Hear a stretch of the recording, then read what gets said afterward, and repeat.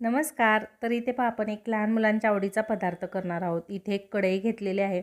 एक चमचाभर तेल आपण गरम करून घ्यायचं आहे. यामध्ये आपण आवडीनुसार भाज्या घालून घ्यायच्या आहेत. मी इथे कांदा, मिरची, मटार, टोमॅटो, गाजर आणि शिमला मिरची घेतलेली आहे. हे सर्व आपल्याला हाय फ्लेमवरती परतून घ्यायचं आहे.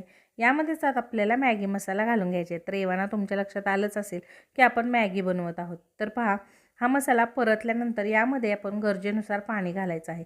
मी इथे 1 ग्लास पाणी घेतलेलं आहे. आता पाण्याला उकळी आल्यानंतर यामध्ये आपण कोथिंबीर घालून घ्यायची आहे. मॅगीचे आपण काही क्यूब्स घेतलेले आहेत तेही यामध्ये घालून घेतलेले आहेत. याला आता आपण झाकण ठेवायचं आहे.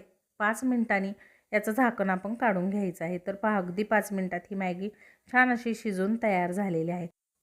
तर पहा भाज्या घातल्यामुळे अगदी मॅगी छान अशी कलरफुल दिसते. जर गरज वाटली किंवा तुम्हाला आवडत असेल तर तुम्ही यावरती सॉसही घालू शकता. व्हिडिओ पाहिल्याबद्दल अगदी मनापासून धन्यवाद.